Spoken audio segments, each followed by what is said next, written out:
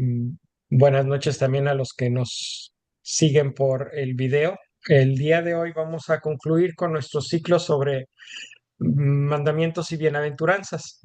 Ya hablamos sobre los mandamientos, ya hablamos sobre las bienaventuranzas y ahora vamos a hablar sobre la combinación de mandamientos y bienaventuranzas, es decir, cómo se relacionan unos a otros. Tengo una presentación, la voy a proyectar. Si pueden ver la pantalla, excelente. Si no, no se preocupen, no les va a hacer mucha falta, pero de todas maneras queremos tener la presentación. Em, no estoy seguro si, eh, bueno, ojalá que pueden ver la presentación. Probablemente no, ¿verdad? Todavía No, no, Memo. no. Todavía no. Si les comparto la pantalla, a lo mejor es más fácil. Probablemente sí. Ok, bueno, Y ahora ya se ve. ok, perfecto, perfecto. Entonces, pues este es nuestro tema de hoy, los mandamientos y las bienaventuranzas y cómo las podemos relacionar. Entonces vamos a empezar entendiendo cuál es el papel de unos y de otras. A mí se me ocurrió la siguiente comparación. Los mandamientos y las bienaventuranzas nos ayudan en nuestro camino de la salvación. ¿Cómo? Nos ayudan como cuando vamos al boliche y levantan las barreras de los lados para que la bola no se vaya por la canaleta. No sé si les ha tocado ir al boliche que levantan las barreras de los lados para los principiantes, para los niños, para gente como yo, que no juega mucho boliche. Pero estas barreras hacen que cuando tiras la bola, no importa si la tiras derecha o chueco, si se va mucho hacia un lado, en lugar de caerse a la canaleta, va a rebotar contra la barrera y va a seguir avanzando hacia adelante. Y aunque sea un pino, vas a tirar.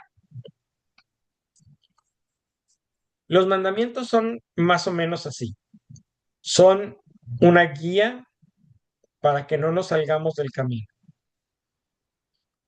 De hecho, nosotros, en nuestras lenguas modernas, les llamamos así mandamientos, como órdenes eh,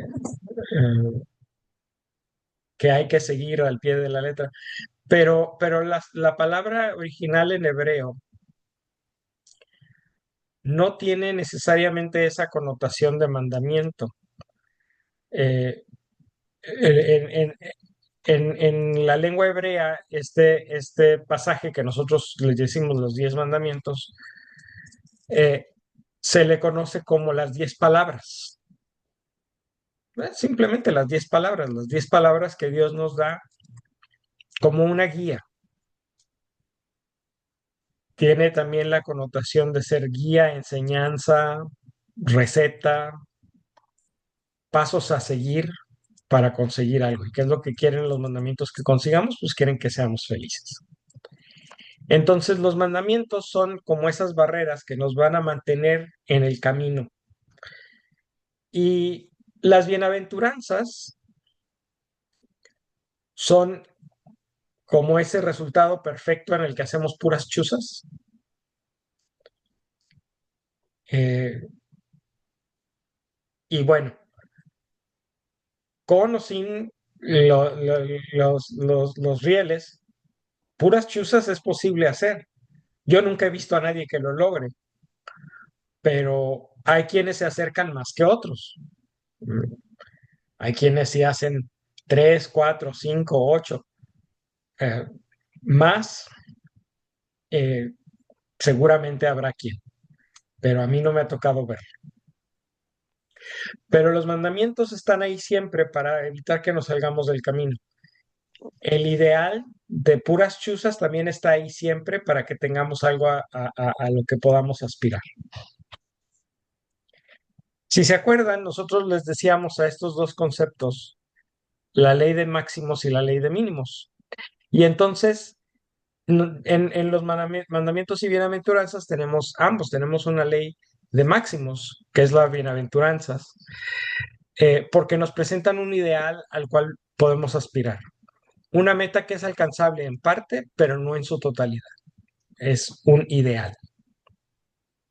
¿Podemos intentarlo? Sí. ¿Podemos intentarlo todos los días? Sí. ¿Podemos cumplirlo parcialmente? Sí, también, todos los días. ¿Lo cumplimos en su totalidad? En esta vida no. En esta vida no.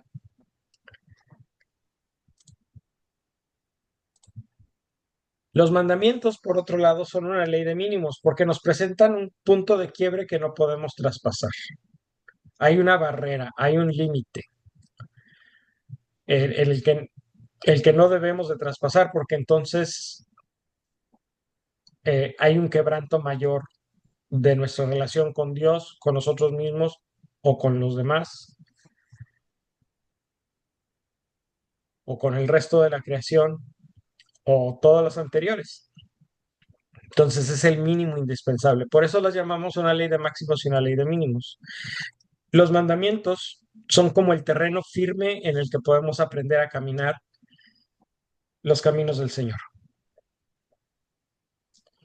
Y las bienaventuranzas son el cielo abierto en el que podemos volar hasta las alturas a las que Dios nos llama. El terreno firme tiene la finalidad de sostenernos, necesita estar donde está y no moverse, porque necesitamos tener ese punto de referencia. Pero el cielo abierto no tiene límite. Como dicen aquí los americanos, el cielo es el límite. ¿Qué quiere decir? Que no hay límite. Y así son las bienaventuranzas. No nos ponen un límite, nos presentan un ideal al que podemos aspirar y levantar el vuelo a conseguir ese ideal. ¿Vamos bien hasta aquí? Ujú. Entonces, vamos a tratar de hacer una,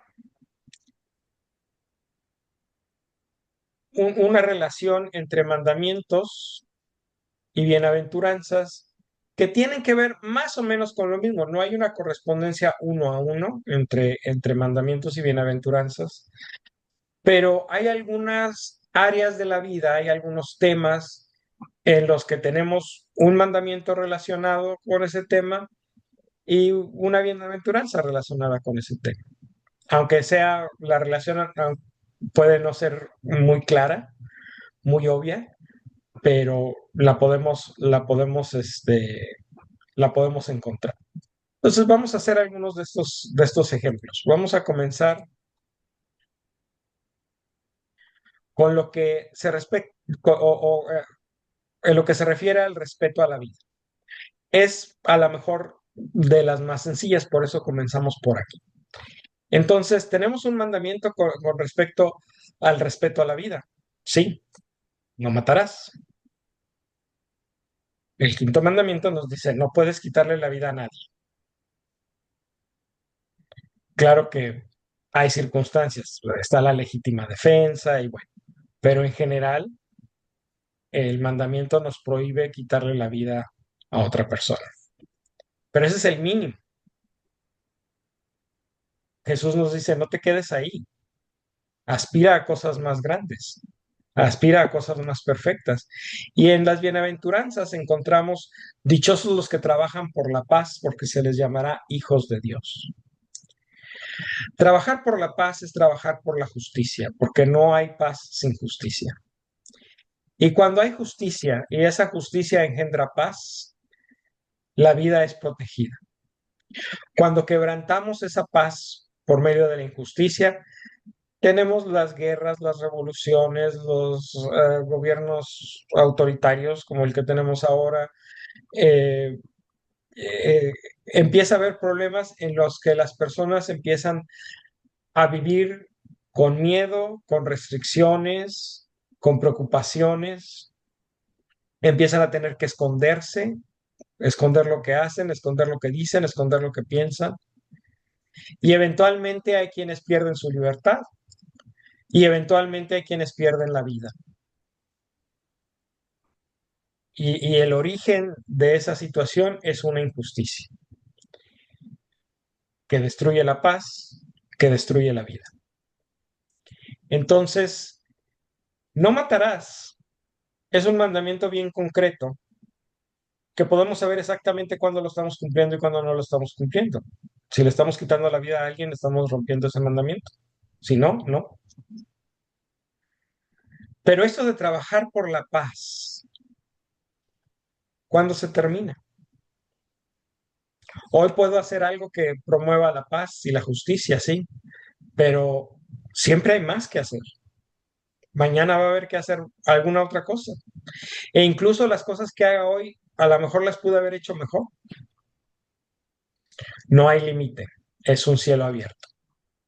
Entonces, si se fijan cómo esto, el, el, el mandamiento nos hace que estemos dentro del camino. Y la bienaventuranza nos dice cuál es el ideal.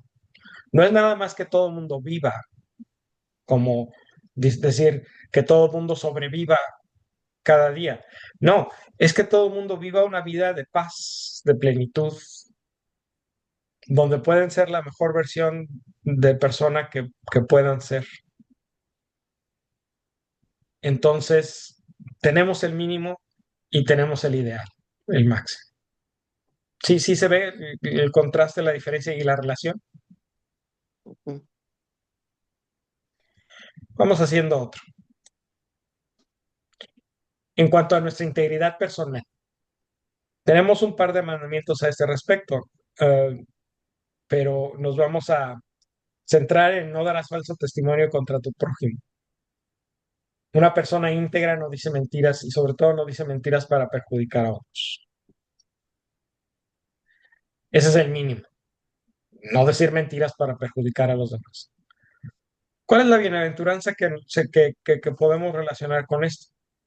Dichosos los que tienen hambre y sed de justicia, porque serán saciados. No basta con eh, con no perjudicar. Necesitamos tener esa sed de que todos tengan lo que necesitan, empezando por la vida, por su dignidad personal, por un buen nombre, eh, pero siguiendo por el ambiente de paz y de justicia. Entonces, el mínimo, no decir mentiras. El máximo, vivir en una sociedad justa, donde la verdad sea la norma de todos los días. ¿Sí? ¿Hace sentido? En cuanto a nuestra integridad con las relaciones con los demás, tenemos dos mandamientos que se pueden referir a eso. No codiciarás la mujer de tu prójimo y no cometerás adulterio. Se refiere a respetar nuestras relaciones humanas y las de los demás.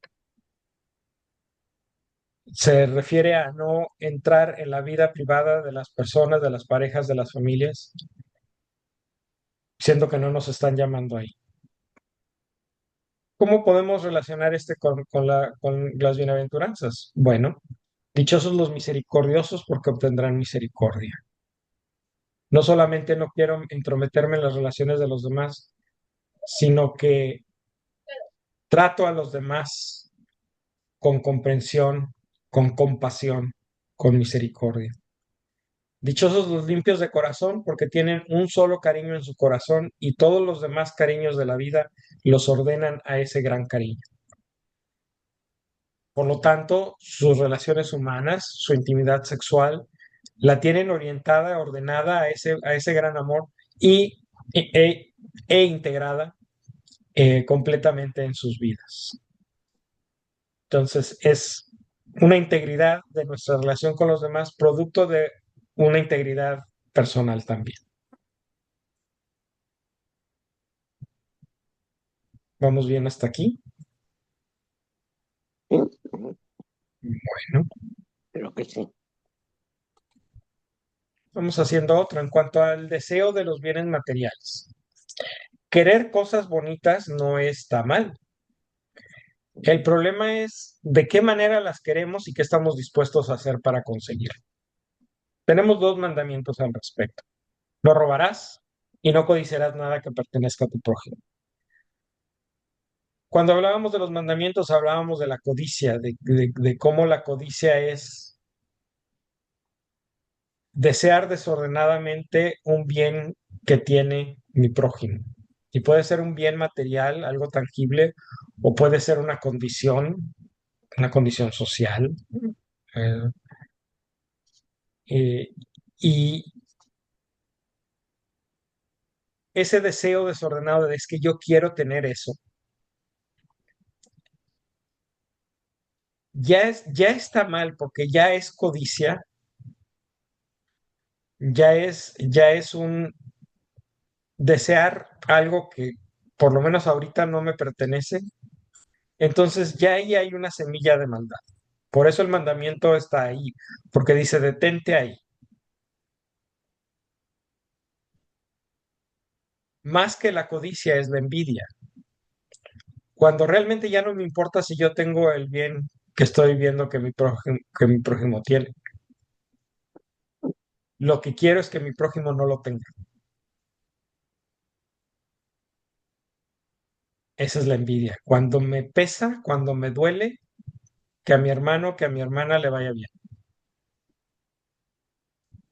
Y sé que hay el dicho por ahí de que es envidia de la buena. No hay envidias buenas. El desear que mi hermano no tenga el bien que tiene, no tiene nada de bueno. Es un mal bastante absoluto.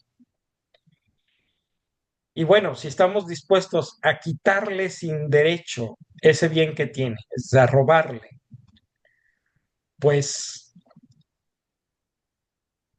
entonces este deseo que tenemos de las cosas buenas ya se pasó de límite completamente.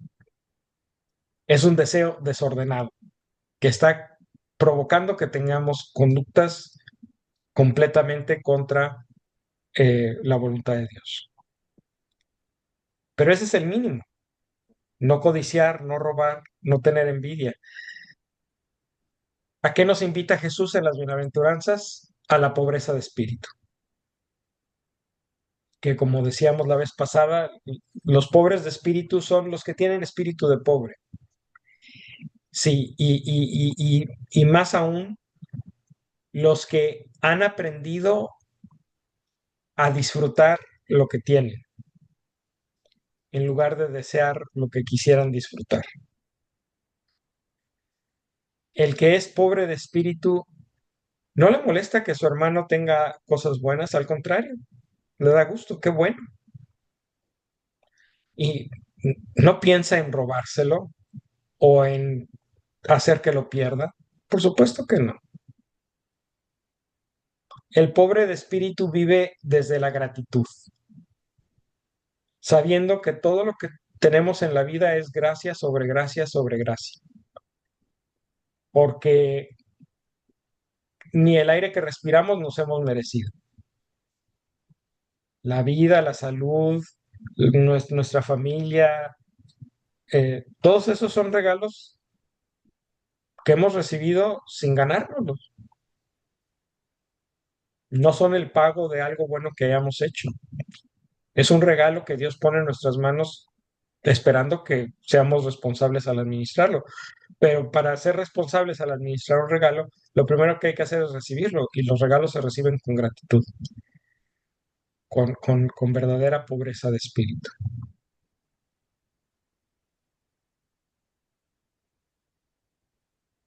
¿Comentarios hasta aquí?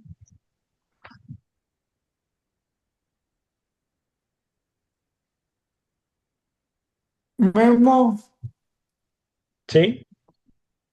ah, no entiendo mucho lo que quieres decir con pobre de espíritu. Yo creía que era lo contrario. Tener un espíritu fuerte, yo lo asociaba con tener fe.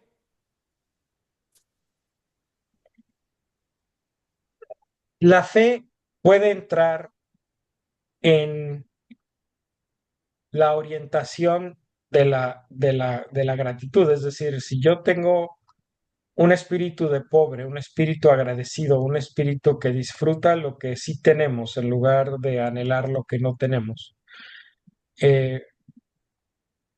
Disfruto de lo que tengo si lo valoro y solamente lo valoro si lo he recibido con gratitud. Y la fe me ayuda a orientar a quién le debo esa gratitud. Si mi fe me dice todo lo que tienes viene de parte de Dios, todo lo que tienes y todo lo que eres lo has recibido de Dios como gracia, pues entonces mi gratitud está orientada hacia Dios, pero es la fe la que orienta esa gratitud. ¿Cuántas veces oímos la expresión de le damos gracias al universo o a la vida o al cosmos o al gran espíritu? Esas son maneras de expresarse, eufemismos, que muchas veces lo que delatan es una fe incompleta, una fe débil. No, no siempre se hace por prudencia. Eh, Hay veces bueno, no sabemos el ambiente en el que estamos y todo el mundo comparte nuestra fe y podemos necesitar ser prudentes, pero muchas veces lo que eso delata es una fe titubeante, una fe que aunque ahí está y está, a lo mejor, eh, a lo mejor no es una llama ardiente, pero sí es una brasita que todavía está por ahí calientita, pero nos da como vergüenza admitir a los demás, admitirle al mundo que creo en Dios y que confío en Dios. Entonces la fe nos puede ayudar a orientar esa gratitud y y hacerlo de una manera sencilla, pero, pero, pero explícita. Gracias a Dios. Eh, y bueno, en nuestra cultura también esas expresiones se vuelven como casi automáticas, ¿no? Gracias a Dios, primero Dios, Dios mediante. Son expresiones muy bonitas porque lo que dicen es, tenemos presente nuestra dependencia de Dios. Tenemos cosas buenas, gracias a Dios. Mañana vamos a hacer lo que planeamos hacer si Dios lo permite. Primeramente Dios. Si Dios dispone de otra cosa, hacemos otra cosa. Pero aquí habría que preguntarnos, cuando decimos estas expresiones, ¿lo hacemos con el piloto automático o de veras queremos decirlo? ¿De veras lo sentimos así de corazón? Ujú. A mí me gustaría compartirles un poquito acerca de esto. Ujú. Cuando mi hijo, bueno, los niños nacieron en junio y él tenía su cita para migración en noviembre. Entonces, se fueron ellos dos a México, a Ciudad Juárez, y, y me dijo, mamá, aquí nos vemos el fin de semana. Y le dije, si Dios quiere. No, aquí tengo que venir porque aquí tengo a los niños. Y yo, que aquí nos vemos el fin de semana. Ok, si Dios quiere, pero que te vaya bien y que Dios te bendiga y que todo salga bien. Y se fueron. Tuvo su cita el viernes y como tiene tatuajes, lo tuvieron como 5 horas encerrado, preguntando que qué pandilla pertenecía y bla, bla, bla. Total que cuando salió de ahí, le dijeron, pues no sabemos si te aceptamos. Espérate a que te mandemos la respuesta por un correo. Entonces salió todo apachurrado. Y cuando hablé con él, me dijo, pues no sé, ¿cómo te fue? Pues no sé, si se me van a esperar que me mande eso. Y le dije, ¿cuándo te vas a regresar? No, pues no sé.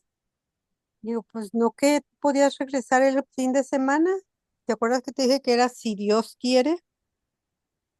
Ay, no, yo sé, pero es que mis hijos, no, yo sé que tienes a tus hijos aquí, estaban chiquitos, pero primero hay que decir primero Dios o si Dios quiere.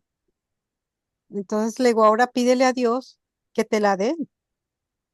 Y sí, gracias a Dios, en miércoles de la siguiente semana le avisaron que sí había sido aceptado, pero me lo mantuvieron casi por 8 días con el Jesús en la boca. Y eso fue una experiencia para él, para decir, ok, ahora sí tengo que aprender a decir primero Dios y lo que sigue después. Claro. Y creo que lo que estamos hablando ahorita, lo que estás hablando tú, lo relacioné con esto que le pasó a él. Sí, sí, sí. Damos damos por sentado que tenemos eh,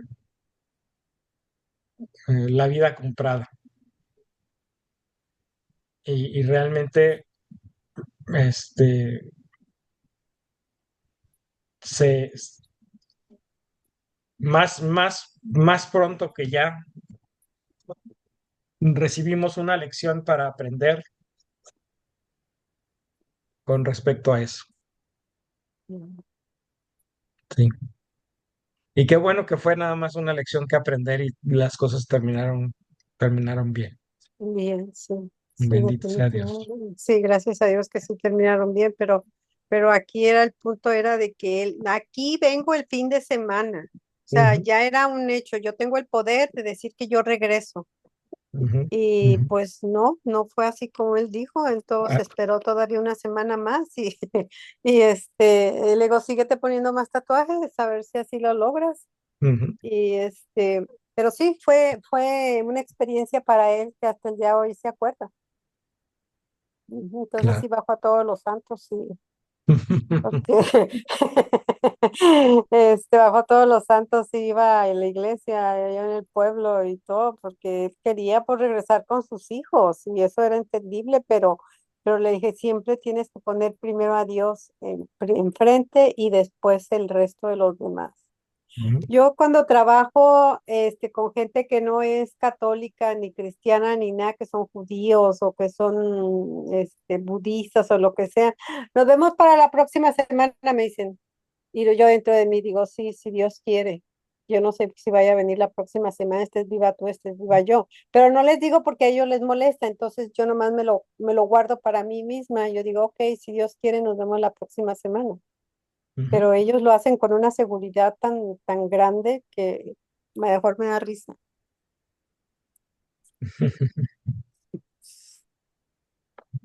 Sí. Y es curioso que mencionas otras religiones porque, por ejemplo, los musulmanes tienen muy presente esta idea de que todo es si Dios quiere. De hecho, nuestra expresión en español, ojalá, significa quiera Dios. Eh, la lengua árabe cambió, bueno, desde ese entonces tanto el español ha cambiado como el árabe ha cambiado y ahora los que hablan árabe no dicen ojalá, dice inshallah. Pero es lo mismo. Inshallah es ojalá, es quiera Dios, quiera Alá. Entonces, incluso en nuestro lenguaje cotidiano, pues, ojalá que sí suceda. Lo que estamos diciendo es quiera Dios que sí suceda. Y tienen ellos, yo trabajo con una musulmana y Ujú, tienen una devoción tan grande. Por ejemplo, en Semana Santa ella se levanta a las 3 de la mañana a hacer oración y anda vestida con una túnica y tapada. Y las niñas acaban de cumplir 9 años en marzo, tiene un par de gemelas y ya las vistió y hacen oración enfrente de uno. Las niñas en internet están cantando, están aprendiendo árabe y con una gran devoción de ella. Me gusta, porque tienen una gran devoción a Dios. Y si ujú. Dios quiere, para el próximo año vamos a agarrar una casa, pero tenemos que pedir mucho a Dios. Entonces, eso me gusta de ella. Sí, sí, sí. Y no les cuesta tanto trabajo como a nosotros reconocerlo delante de todos. Ujú, sí. Ujú, Ella va y se pone en un rincón, se hinca, y la niña, una de las niñas también, la otra casi no, pero una de las niñas también es muy devota, va y se pone su túnica y también se hinca y está rezando, no sé qué reza, pero ella está orando y eso es bien bonito, ujú, sí, es cierto, es cierto. muy creyentes de Dios. Así es, así es. Y Alá, Ujú, así es. Eh, Inshallah. inshallah, ajá. Ujú, Inclusive la niña se llama, una de las niñas se llama Tori Alá. ok. Ujú. La otra no, la otra solamente se llama Tara, pero pero una de ellas se llama Tori Alá, así la menciona él. La más devota es la que se llama así, Tori Alá. Ujú. Viven más o menos bien, pero ella muy devota con su túnica y se sube y empiezan a hablar. O los cuatro, ya este año fueron los cuatro, porque antes los niños, y las ponen a ayunar también. Ujú, Las ponen a ayunar, pues me di cuenta que yo voy los sábados y me di cuenta que las niñas no podían comer. Una de ellas sí se metía al refrigerador y como que agarraba y todo, pero la otra la regañaba y le decía, no tienes que comer, no tienes que comer. Mamá, la otra se está comiendo algo.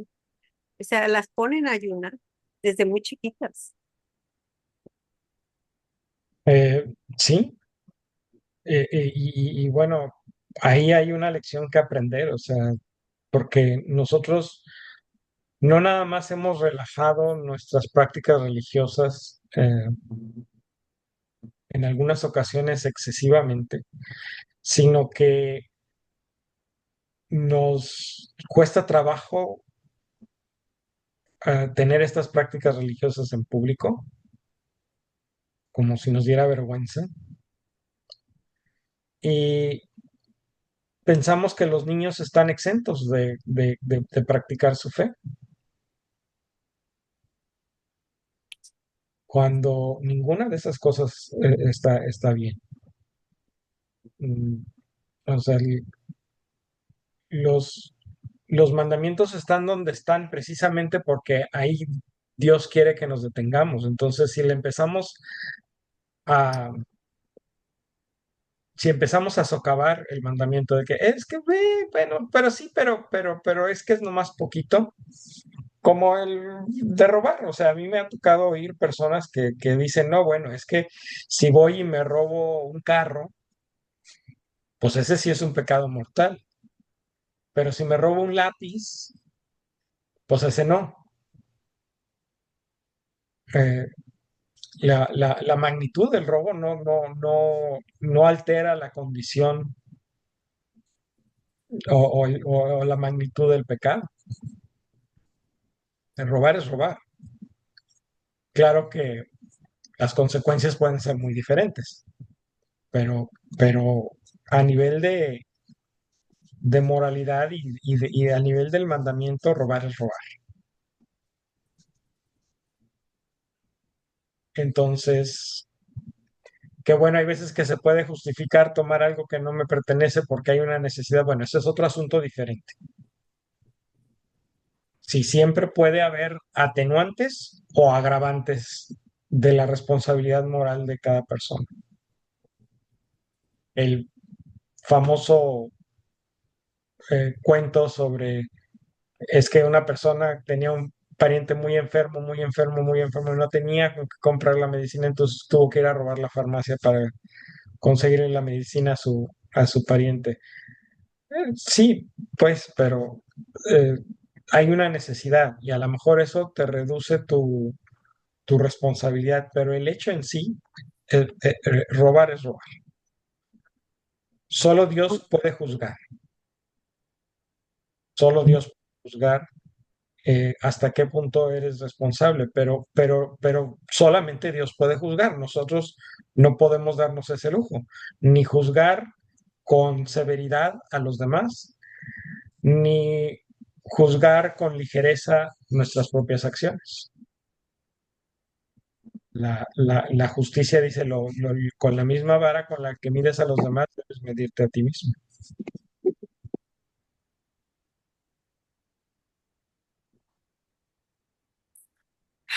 Eso está difícil porque yo sí me robo el agua y la comida. Bueno, Donde yo trabajo, tengo a veces hambre y voy y agarro cualquier cosa de comer ¿y está o prohibido? no, me dicen que yo puedo agarrar lo que yo quiera. Entonces no es robo. Entonces no es robo, sí, sí, Los sí. chicles me robo. Bueno, eh, vuelvo a lo mismo. Dios es el que juzga. Nosotros simplemente necesitamos estar conscientes de dónde está el mandamiento y de cuál es nuestra responsabilidad de cumplir.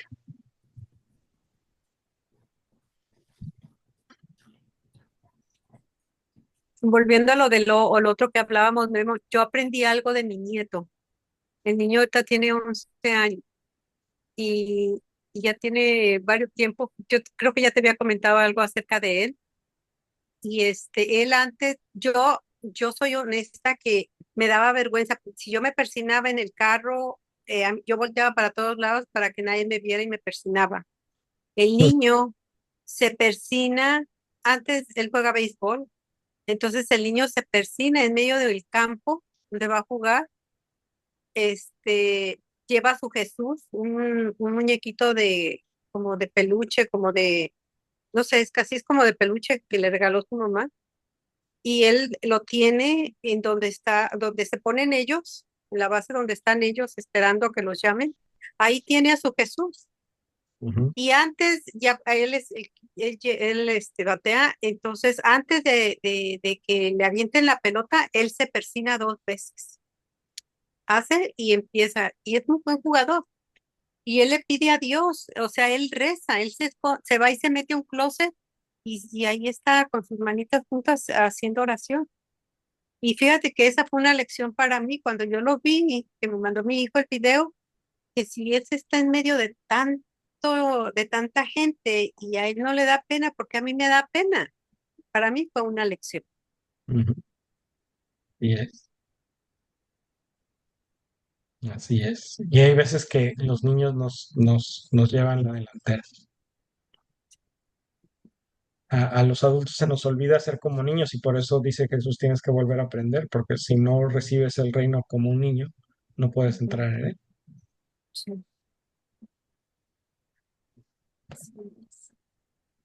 Muy bien. Vamos a hacer un par más. Tenemos el área de la vida en que se refiere a nuestro llamado a la santidad. El mandamiento es bien mínimo y aún así hay veces que nos cuesta trabajo cumplirlo. Santificarás las fiestas, que para nosotros los católicos se traduce en ir a misa los domingos y fiestas de guardar. Y a lo imposible nadie está obligado. Hay gente que trabaja el domingo y necesita trabajar. Hay gente que trabaja en los días que obliga a la misa entre semana y no pueden faltar a su trabajo. Bueno, a lo imposible nadie está obligado. Cuando está uno de viaje, que a lo mejor no sabes bien los horarios de las misas o el día no se presta para que vayas, bueno, esa es otra cosa. Pero la idea o lo que Dios quiere es por lo menos una vez a la semana, acuérdate de mí, es bien poquito lo que Dios pide, pero las posibilidades son infinitas. La bienaventuranza dice, los dichosos los que tienen hambre y sed de justicia porque serán saciados. Justicia aquí se refiere no a la justicia de la ley humana que le da a cada quien lo que se merece según sus obras. Aquí la justicia se refiere a la justicia de Dios que hace justos a los que le abren su corazón. Dichoso el que tiene hambre y sed de la justicia que Dios nos da, de la transformación interior que Dios trabaja en nuestros corazones. Y dice Jesús, porque serán saciados, porque la gracia de Dios alcanza para eso y para todo, porque la gracia de Dios es infinita, como Dios es infinito. Y si, y si tenemos realmente esa sed, esa hambre de ser transformados por la gracia de Dios, eh, pues un mandamiento que dice ve a misa una vez a la semana, pues hasta nos empieza a parecer ridículo, porque, o sea, come on. Más bien un día va a tocar que me obligan a no ir a la misa. Eh, entonces, aquí creo que se ve muy claro el mínimo, ve a misa una vez a la semana. El máximo, no hay máximo. Déjate transformar por la gracia de Dios.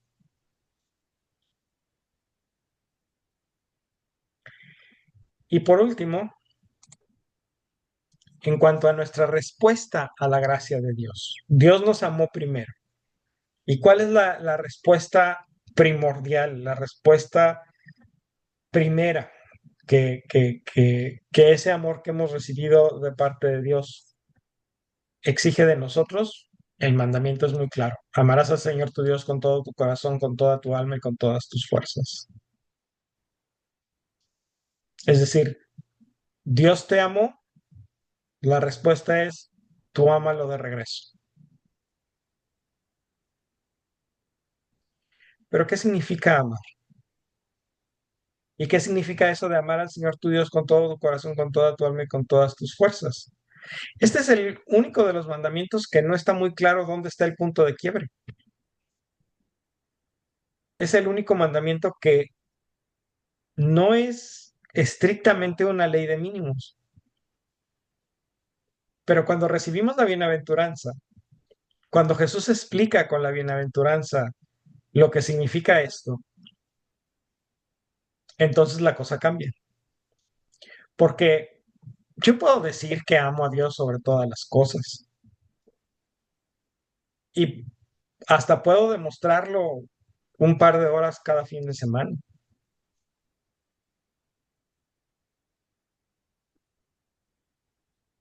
Pero estoy listo, estoy dispuesto para hacer lo que Jesús me pide.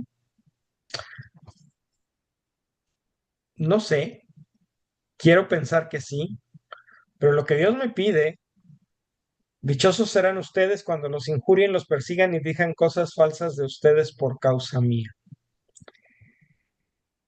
¿Estás dispuesto a amar a Dios tanto que soportas los insultos, las persecuciones, las mentiras, porque eres discípulo de Jesucristo? ¿Estás dispuesto a sacrificar tu buen nombre, tu comodidad, tu buena fama? Hay veces los mártires llegan hasta sacrificar su vida y con eso demuestran su amor. ¿Hasta dónde demuestro yo mi amor? Cuando hay veces que me da vergüenza persinarme en público. El, el expresar el mandamiento como amarás al Señor tu Dios con todo tu corazón, con toda tu alma y con todas tus fuerzas, nos abre la posibilidad de hacernos tarugos. Decir, pues creo que sí lo hago. Pero Jesús nos apunta hacia el ideal. ¿Cuál es el ideal? Estar dispuestos a darlo todo por nuestra fidelidad a Dios. Y todo es todo. Y hoy sacrifico o he sacrificado algo de mi persona, de mi día, de mi tiempo, de mis fuerzas, para cumplir la voluntad de Dios. Pues quiero pensar que sí. pero sufrí injurias, persecuciones y mentiras por causa de ser discípulo de Jesucristo. Creo que hoy no, creo que hoy no. Entonces, pues decir que estoy dispuesto, pues lo puedo decir. Aquí el chiste es si me voy a acordar que estaba dispuesto cuando de veras se presente la oportunidad de demostrarlo. Si le escribo ese cheque en blanco a Dios de sí, Señor, yo estoy dispuesto a sacrificarlo todo, ¿el cheque va a tener fondos cuando Dios quiera cobrarlo? Por eso la bienaventuranza es una ley de máximos, porque ¿hasta dónde va a llegar esa fidelidad? Hasta qué punto? ¿Hasta qué extremo?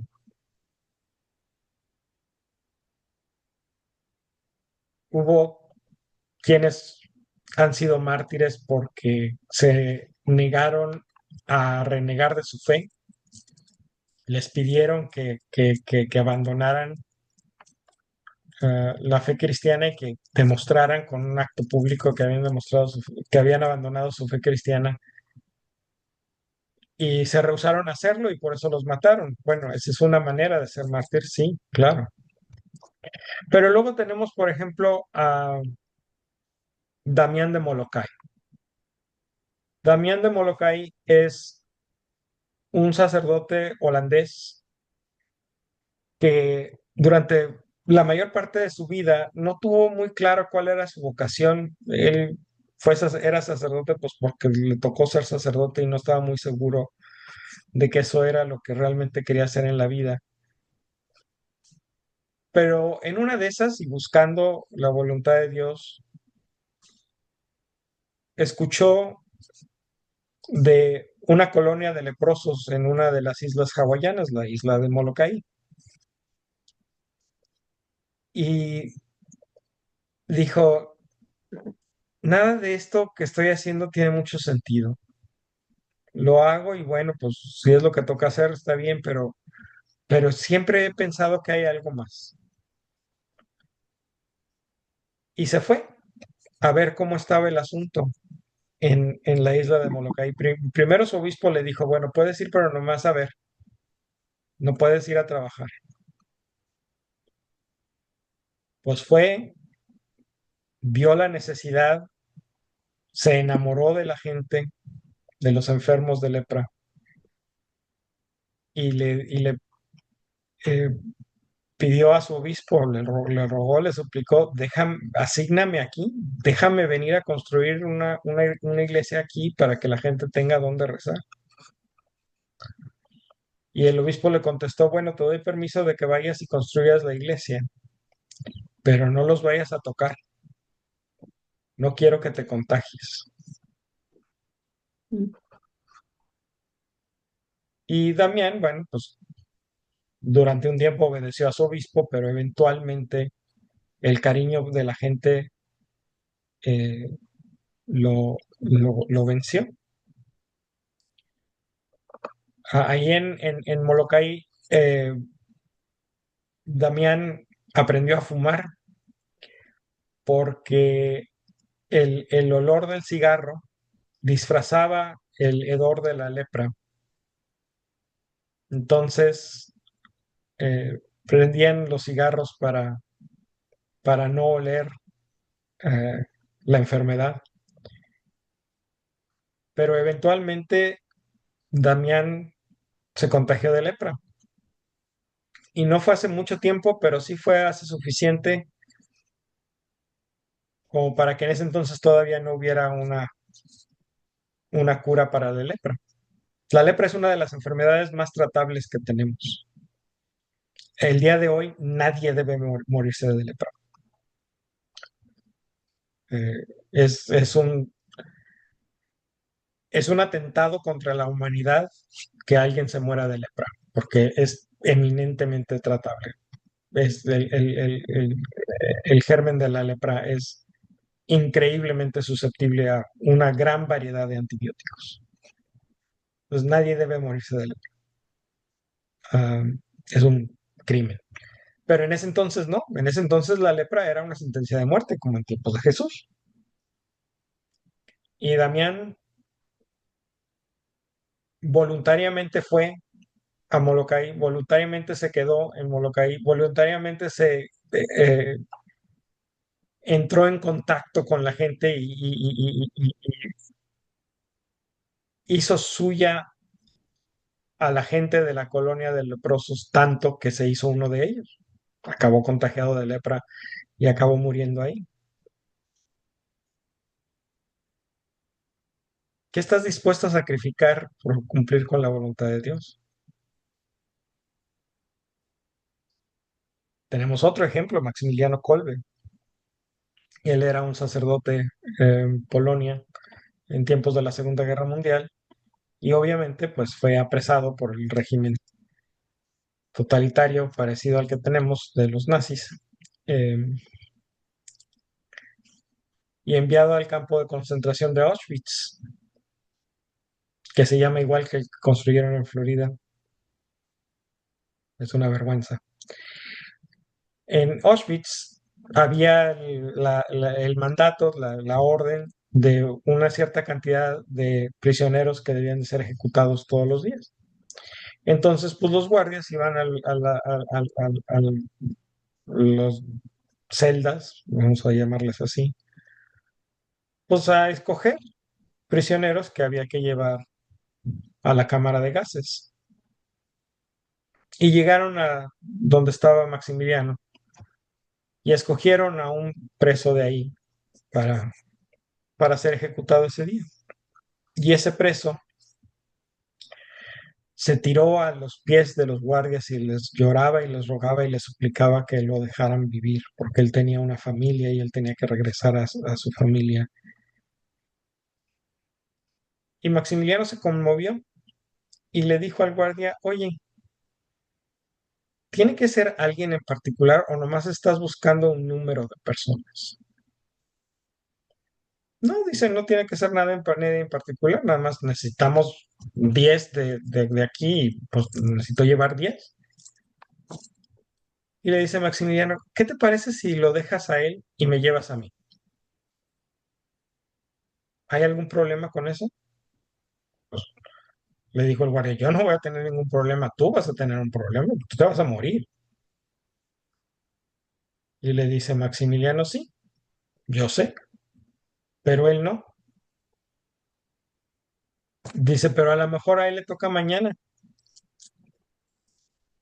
que mañana Dios resuelva el problema de otra manera. Hoy Dios lo va a resolver yendo yo en su lugar. Y Maximiliano murió en la cámara de gases, martirizado por el régimen totalitario de los nazis, que tanto admira a nuestro presidente.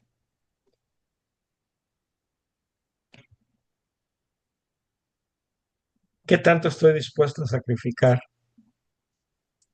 para que se cumpla la voluntad de Dios? Dice Jesús, dichosos serán ustedes cuando estén dispuestos y lo hagan. Pero, híjole, hay veces que es muy difícil creer eso. Hay veces que es muy difícil sentir eso. Tenemos que pensarlo y no fiarnos de nuestros sentimientos y de nuestras emociones, si de nuestra convicción y de nuestras decisiones. Porque así, en los momentos así es cuando verdaderamente podemos demostrar que estamos amando al Señor nuestro Dios con todo nuestro corazón, con toda nuestra alma y con todas nuestras fuerzas. Antes de llegar a ese momento son buenas intenciones, pero cuando llega ese momento en los hechos se demuestra. Ojalá que no nos toque algo así, pero si nos llegara a tocar, ojalá que podamos demostrar lo que decimos creer todos los días.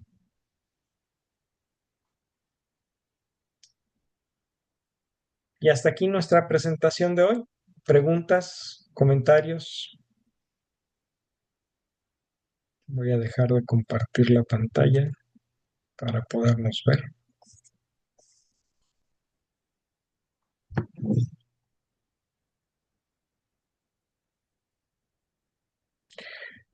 Entonces, por un lado tenemos los mandamientos que nos ponen el mínimo, nos ponen las guías para no salirnos del camino.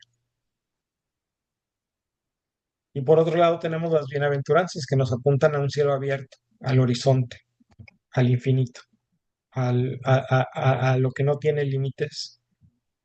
Y Dios nos invita a llegar hasta donde nos alcancen las fuerzas. Dios sabe, Dios conoce a las personas que Dios ha creado.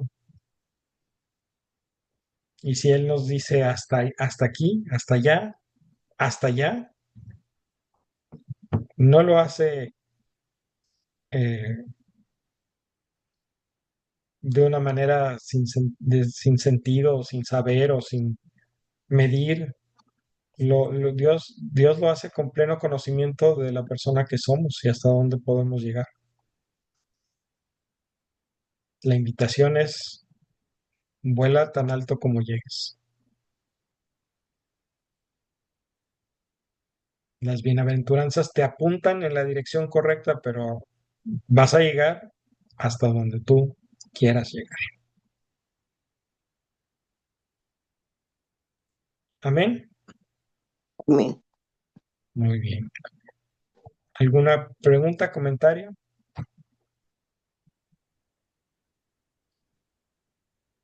Vamos entonces a detener la grabación aquí.